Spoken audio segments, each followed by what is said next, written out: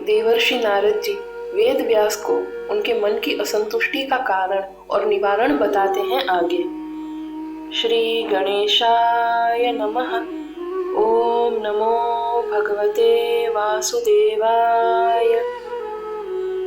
श्री नारद उवाच भवतानुदितप्रायं यशो भगवतो मलं येनैवासौ न तुष्येत मन्येत दर्शनमखिलम्।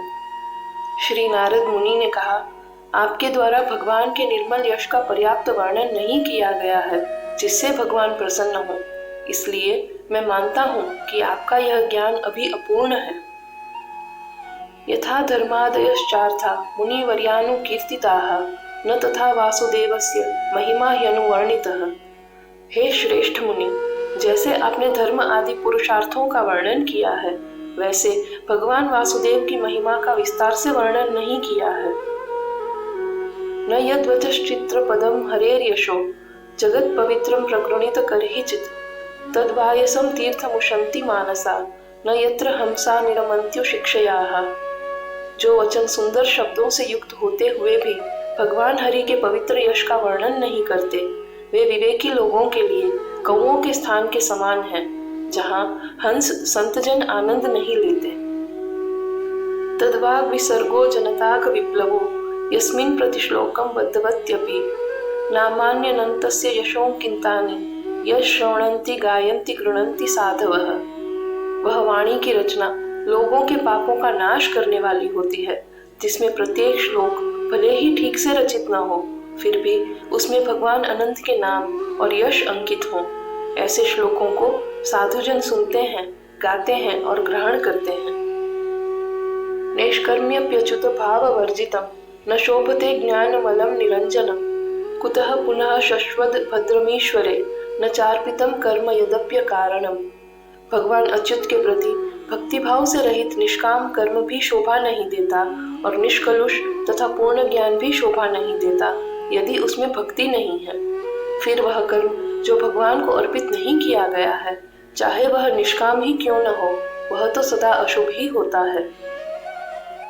अथो महाभाग भवान मोगधृग शुचिश्रवाः सत्यर्थो धृतव्रतः उरुक्रमस्याखिल बंध मुक्तये समाधि नानुस्मर तद्विचेष्टितम्।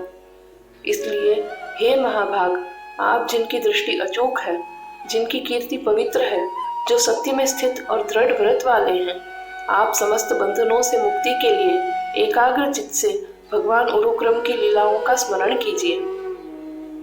ततोन्यथा किंचन यद् विवक्षतः पृथग दृश्यस्तत्कृत रूप नामभिः न कुत्रचित् क्वापि च दुःस्थिता मतिर्लभेत वाताहत नौरिवास्पदम्। जो व्यक्ति भेद दृष्टि से भगवान के भिन्न भिन्न नाम और रूपों का वर्णन करता है, उसकी बुद्धि कहीं भी स्थिर नहीं होती। वह वायु से डगमगाती हुई नाव के समान कभी स्थिर स्थान नहीं प्राप्त कर पाती। जुगुप्सितं धर्म कृतेनुशासतः स्वभाव रक्तस्य महान व्यतिक्रमः यद्वाक्यतो धर्म इति तरह स्थितो न मन्यते तस्य निवारणं जनः। जो व्यक्ति अपने स्वभाव में आसक्त है, उसके लिए धर्म के नाम पर निंदनीय आचरण का उपदेश करना बड़ा दोष है, क्योंकि जब वह वचनों के आधार पर उसे धर्म मान लेता है, तब लोग उसे रोकने का प्रयास भी नहीं करते। विचक्षणोऽस्यार्हति वेदितुं विभोरनंत पारस्य निवृत्तितः सुखम प्रवृतमानस्य गुणैरनात्मनस्ततो भवान दर्शय चेष्टितं विभोः। विवेकी व्यक्ति उस असीम और सर्वव्यापी भगवान को जानने का प्रयास करता है, जो वैराग्य से प्राप्त होने वाले सुख का स्वरूप है, जबकि गुणों में प्रवृत्त और देहाभिमानी जीव उससे दूर रहता है। इसलिए आप भगवान की लीलाओं का वर्णन कीजिए। श्रवण यात्रा में जुड़े रहिए। अगला भाग इसी अध्याय को आगे बढ़ाता है। श्री कृष्णार्पणमस्तु।